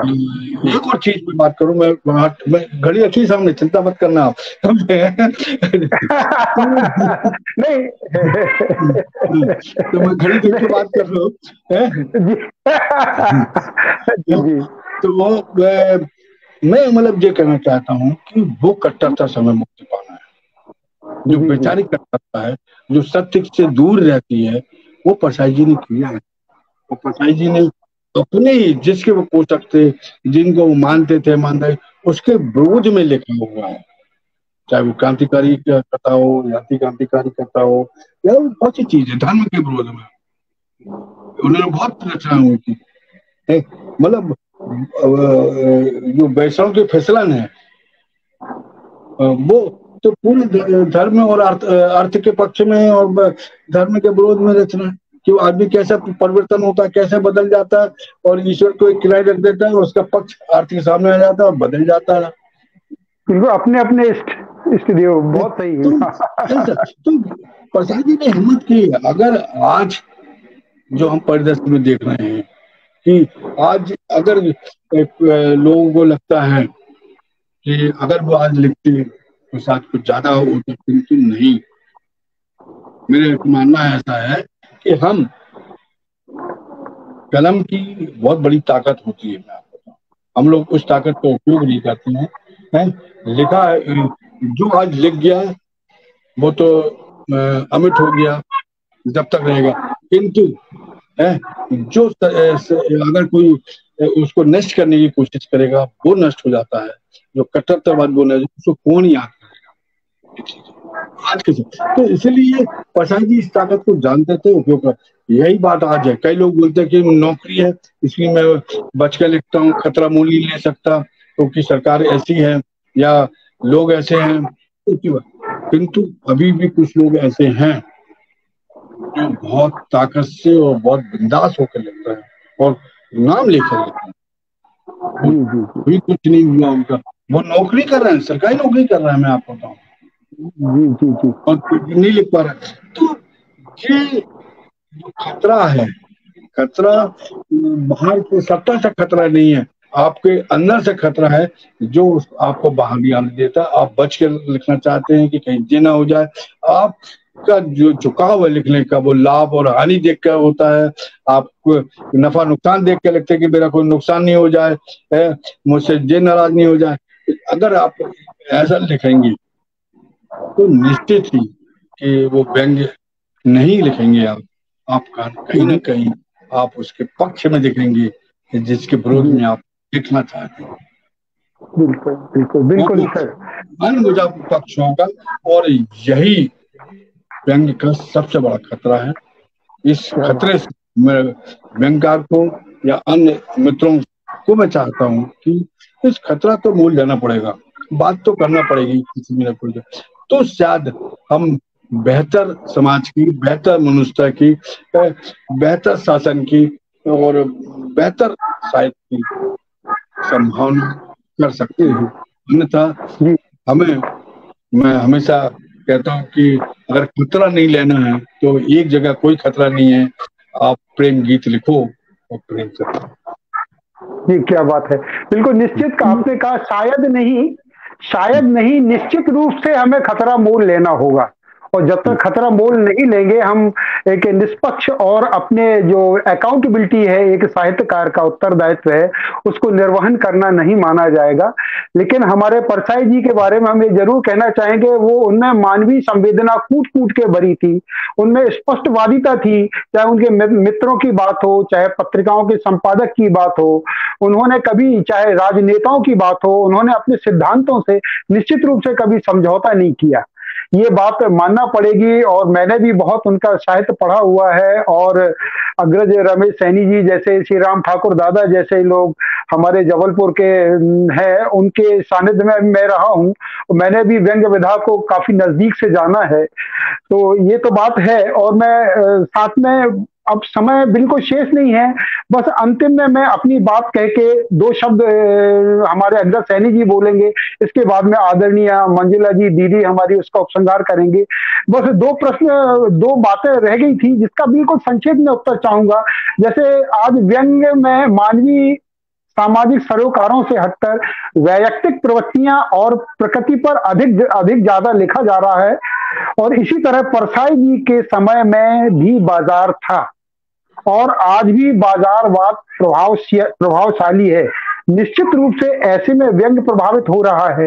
इन परिस्थितियों में व्यंग्य लेखन करते समय क्या सावधानियां बरतनी चाहिए कि समाज के प्रति लेखकी उत्तरदायित्व का निर्वहन ना करना कितना उचित है? ये सारी चीजें आज हम जी जी जी, मैं थोड़ा सा संक्षिप्त बात करूंगा। मैं एक बात बड़ी महत्वपूर्ण बात करता हूँ। हमारे पास दो समय है जिसकी मैंने चर्चा की है। एक समय था जब 67 में अकाल पड़ा था, और अकाल में हमारे साहित्यकारों ने अनेक रचनाएं थी। दो रचना का मैं उल्लेख कर चुका हूँ। सर जोशी की जीत पर सवारी लीला, अकालपति और अकाल उत्सव, और फिर उसी के संपर्क में और भी अंदर चले। आज जिस दौर से हम गुजर चुके हैं, लगभग 2 साल पहले जब कोरोना काल था, मतलब कभी इतिहास में ट्रेनें बंद नहीं हुई हैं, घर बंद नहीं हुए हैं लोग। उसके पहले प्लेग का सुनते थे, प्लेग को हमने देखा नहीं है। प्लेग को सुनते थे कि लोग गांव छोड़ के बाहर जाना पड़ा था, शहर छोड़ के, और लोग जंगल में या बाहर रहते थे। परसाई जी ने भी प्लेग के कारण अपने माता और पिता को खोया था, एक चीज। तो उस भोगे हुए को उन्होंने ही महसूस किया। प्लेग कोरोना में हमारे पास पूरे तकनीकी साधन थे, सब देख रहे थे हमारे पास। हम टीवी में, अखबारों में, सब और हाथ में मोबाइल है, सब कुछ एक जानकारी मिल रही थी। उसके बाद भी पूरे कोरोना काल में एक या दो रचना का मैं जानता हूँ जो कि मुझे याद है, अन्यथा पूरा कोरोना काल में लाखों लोग पूरे विश्व में मर गए, किंतु एक ऐसी रचना नहीं आई जिसको हम भविष्य में याद कर सकें। ये बड़ा दुर्भाग्य है व्यंग्य का। और व्यंग्यकार सब एक जगदीश ज्वलन की एक इस आदमी मरा नहीं, समाधि में लेटे हुए बात करते हैं। तो वो अद्भुत रचना थी, वो कोरोना को लेकर थी कि मतलब वो रचना में ऐसा था कि बेटी की शादी करने के लिए पिता बीमार पड़ जाता, सब जेवर और ये सब खत्म कर देता और कहता हुए मुझे बेटी की चिंता है, मैं अभी मरा नहीं। मतलब एक अद्भुत रचना था। उसके बाद लोग, क्या बात है कि उनमें उतनी संवेदनशीलता नहीं आ पाई, उतना चिंतन नहीं आ पाया, इतना सोच नहीं आया, वरन हम लोग उस संवेदना को छोड़कर हमारे घर में आज पकोड़े बन रहे हैं तो कल जलेबी बन रही है, परसों हम रेसिपी के प्रयोग कर रहे हैं। मतलब वो दौर में एक बड़ा दुखद दौर था कि पूरा व्यंग्य और साहित्य समाज एक रचना नहीं दे पाए जिसको कि हम याद रख सकें। एक बात हो, इसके पीछे हमारा जुड़ाव नहीं था, हमारी संवेदना नहीं जुड़ी थी, मनुष्यता नहीं थी। हम उस पर महसूस नहीं कर पाते थे कि आदमी अब हमने सबने अपने अपने अजीज खोए हैं। हमने हमारा एक अजीज खोया है, NL पटेल क्या जो हमारे साथ हमेशा खड़ा रहता था, हमारी गोष्ठियों अरेंज करता था, वो करता था। तो वो चीज है तो हमने देखी है, किंतु हम नहीं कर पाए बात। कहीं ना कहीं यह जो वातावरण है जो मनुष्यता से दूर हटता जा रहा है, और शायद इसी वातावरण के पीछे जो मूल घटक है वो है बाजारवाद। उस बाजारवाद के चक्कर में हम प्रवृत्ति हमारी नफा और नुकसान की होने लगी है, हम लाभ देखकर बात करने लगे हैं, हम में गुणा भाग की प्रवृत्ति आ गई है। हमारी जो वृत्ति है उसमें भी हम कहीं ना कहीं देखते हैं कि हम इसमें क्या लाभ होगा। बाजारवाद ने साहित्य को बहुत ज्यादा प्रभावित किया है। मुझे एक छोटा सा उदाहरण बताते हैं कि पहले अखबारों में, पत्रिका में, फुल पेज में बड़े आते थे, छपते थे, 1000-1200 शब्द के व्यंग छपते थे। फिर बाजार ने प्रभावित किया, उसको किसी ने 500 कर दिया, किसी ने 200 कर दिया, किसी ने 400 कर दिया, और उसको 400 से करते करते उसको 150-200 में लेके आ गए। अब जो आदमी 1000 शब्द का व्यंग भेज रहा है, उसको संपादक 1000 क्या कर रहा है, वो क्या काटा होगा, पूरा उसकी व्यंग की वो कर दिया, मूल खत्म होता है। हाँ, ऐसा ही हम बाजारवाद से और दूसरी चीजें से प्रभावित होते हैं। हम देखते हैं कि बाजार हमारी जो रचना है, रचना पर कहीं ना कहीं हम पीछे से दिमाग में हम सोच के नहीं लिख रहे हैं, लिख रहे हैं, किंतु बाजार काम करता है, क्योंकि हम जो सोचते हैं कि ये रचना उस पर छपेगी या उस पर छपेगी, या उसमें पैसा आ जाएगा, या उसका मतलब बाजारवाद की जो शक्तियां कहीं ना कहीं प्रभावित हो रही हैं, और उस प्रभावित होने से हमारी संवेदना कमजोर हो रही है, हमारी मानवीयता कमजोर हो रही है, हमारी दृष्टि कमजोर हो रही है कि हम उसको उस ढंग से व्यक्त नहीं करना चाहिए, कर पाते हैं, या करने का साहस नहीं कर पाते। सोचते जरूर कुछ लोग कर रहे हैं, तो अब ये तो नहीं कह सकते कि कर नहीं पाते हैं, कर सकते हैं, किंतु करते नहीं है, कहीं ना कहीं अपने को बचाकर, अपने को छुपाकर और मिटाकर। किंतु व्यंग जो है छुपाकर नहीं लिखा जा सकता, बचाकर नहीं लिखा जा सकता, आपको दुलार के नहीं लिखा जा सकता, पुचकार के नहीं लिखा जाता, आपको स्टेज फॉरवर्ड सामने आना पड़ेगा, उसकी बातों को मतलब अपनी बात को रखना पड़ेगा। जब भी आप व्यंग्यकार कहलाएंगे तो आपका लेखन व्यंग्य कहलाएगा, अन्यथा वो आपका जो लेखन है वो व्यंग्य नहीं है, कुछ और हो सकता है। जी जी जी जी जी, बिल्कुल सही।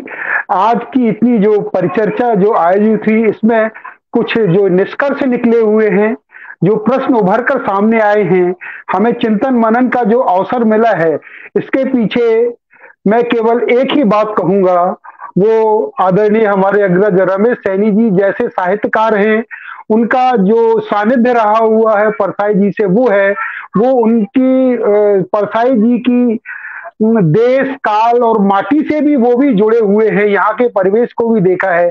इन सारी चीजों के कारण ही इतनी गहन बातें हो सकी है। उन्होंने परसाई जी का जो वाङ्मय है, साहित्य वाङ्मय है, उसको बारीकी से पढ़ा है। मैं तो ये कहूंगा उन्होंने पढ़ा नहीं, उनके साहित्य को जिया हुआ है आदरणीय सैनी जी ने, जो आज इतनी व्यापक जो चर्चा हो सकी है। फिर भी हम इसको इति तो नहीं बोलेंगे, लेकिन यहाँ विराम जरूर देना चाहेंगे, एक अर्धविराम है। कभी ऐसी स्थिति आती है हम इस पर जरूर चर्चा करेंगे। और आभार और बाकी बातों के लिए मैं अपनी दीदी मंजुला जी से निवेदन करता हूं कि वो आभार प्रदर्शित करें और इस कार्यक्रम को समापन की ओर ले जाएं। आदरणीय मंजुला दीदी। जी भैया, धन्यवाद। आज की चर्चा में सबसे बड़ी बात ये उभर कर आई है कि आज की जो रचना हो रही है वो सत्ता का डर नहीं, अपने अंदर का डर है। सबसे पहली बात अपने अंदर का डर है, और दूसरी चीज गुणा भाग जुड़ गया है उसमें, संवेदना कम हो गई है। इसी कारण संवेदना कम होती जा रही है। गुणा भाग, हानि लाभ, यश अपयश सब सोच कर लिखा जा रहा है, बिना सोचे समझे नहीं किया जा रहा है। इसलिए ये सारी समस्याएं और आज को लिखने के लिए तैयार नहीं है, जबकि हमें आना चाहिए, उभर कर लिखना चाहिए। जो भी व्यंग्यकार हमारे हैं जुड़े हुए काफी लोग, उनको आना चाहिए उभर कर और खुलकर। ठीक है, कड़वी बातें बहुत डायरेक्ट नहीं लिखी जा सकती, लेकिन लिखो, कहने का मतलब लिखना चाहिए, तभी समाज में परिवर्तन आ सकता है, सुधार आ सकता है। इसके पहले मैं कुछ लोगों का नाम लेना चाहूंगी जो लोग जुड़े हुए हैं काफी देर से। चेतना भाटी जी जुड़ी हुई हैं, आर्यन सिंह जी जुड़े हुए हैं, और प्रोफेसर राजेश ठाकुर जी जुड़े हुए हैं। काफी लोग जुड़े हुए हैं हमारे पटल से और सुन रहे हैं इस चर्चा को। इस चर्चा के सब लोग प्रशंसा कर रहे हैं। और सुरेश तन्मय जी तो कह रहे हैं कि व्यंग्य विषयक महत्वपूर्ण परिचर्चा, यानी परिचर्चा बहुत महत्वपूर्ण है ये, और ऐसी परिचर्चाएं होती रहनी चाहिए। और मॉरिशस से तो जुड़े हुए सुन रहे हैं। आज की चर्चा काफी लाभदायक रही है, इसमें कोई शक नहीं है। और जो लोग सुन रहे हैं, जैसे मुनिंद्र कुमार जी एक व्यंग्यकार हैं, अच्छी कहानियां लिखते हैं, व्यंग्य कहानियां लिखते हैं, पटल हमारे बोल चुके हैं। पिछले 1 महीने से हम हर शुक्रवार को व्यंग्य कहानियां ही करवा रहे हैं, व्यंग्य विधा में निबंध पढ़वा रहे हैं, व्यंग्य कहानियां पढ़वा रहे हैं। तो मुनिंद्र कुमार जी आए थे, रवि जी आए थे। जो लोग कर रहे हैं काम, उन लोगों को खुले हाथ से बाहर आना चाहिए, उभर कर आना चाहिए और लिखना चाहिए। और मैं तो यही कहूंगी कि आए और लिखें। और अभी मैं आदरणीय सैनी जी का तहे दिल से पथगामिनी परिवार की ओर से शत आभार प्रकट करती हूँ। और धन्यवाद के अलावा और तो कुछ धन्यवाद हालांकि बहुत छोटा शब्द है, लेकिन फिर भी इस परिचर्चा में आपका जो महत्वपूर्ण अनमोल शब्द रहे, जो इतनी अपने जिए हुए जीवन को आपने यहाँ पर जो बताया, सुनाया, हम सबको सुनना और समझना चाहिए। और मुझे खुशी है कि लोग सुन रहे हैं, अच्छा लग रहा है कि लोग इंटरेस्ट ले रहे हैं। हमारे समाज में भी लोग हैं सुनने और समझने वाले, चिंतनशील प्राणी हैं। ऐसा नहीं, अगर नहीं होते तो शायद ये जुड़े ना होते। जो लोग जुड़ रहे हैं और अपनी बातें कह रहे हैं, यहाँ पर जुड़ रहे हैं। आदरणीय किसले भैया जी का बहुत बहुत आभार। किस परिचर्चा का इन्होंने हमें सुझाव दिया और ये परिचर्चा सार्थक हुई। और पथगामिनी परिवार तो आप सबका बहुत बहुत आभार। और समस्त श्रोतागण जो लोग जुड़े हुए हैं, अभी तक जुड़े हुए हैं, लगभग 10 लोग जुड़े हुए हैं, 17-19 लोग जुड़े थे और काफी लोग जुड़े हुए हैं, सबका बहुत बहुत आभार। क्योंकि बिना हाँ जी सर, कुछ बोलना चाहते हैं? जी सर। मैं पथगामिनी परिवार का, भाई हमारे अनुज विजय तिवारी किसलर जी का, और जो लोग साथी जुड़े, सुरेश तन्मय जी वो हमारे अजीज हैं, जयप्रकाश पांडे जी हमारे अजीज हैं, जिनको हम जानते हैं, चेतना भाटी जी वो हम परिचित है, हम लोग वो अजीज है। वो ऐसे बहुत से लोग हैं जो इनका नाम लिया, सभी अजीज हैं जो जिन्होंने अपना समय दिया, अपना वक्त दिया। मैं सबका, पटेल का और तिवारी जी का, मंजुला जी का हृदय से आभार व्यक्त करता हूँ। एक बार पुनः सबका हार्दिक आभार व्यक्त करते हुए, हालांकि परिचर्चा की तीसरी नहीं है, बहुत लंबी बातें इसमें बाकी हैं। आगे फिर कभी मौका मिला तो हम परिचर्चा को रखेंगे, कंटिन्यू करेंगे, आगे बढ़ाएंगे। सबका धन्यवाद, आभार, शुभ रात्रि, प्रणाम, स्नेह वंदन। बहुत बहुत आदरणीय सैनी जी का और आयोजन करने वाली आदरणीय दीदी जी का बहुत बढ़िया कार्यक्रम। सभी को शुभ रात्रि, शुभ रात्रि, शुभ रात्रि, शुभ रात्रि, शुभ रात्रि।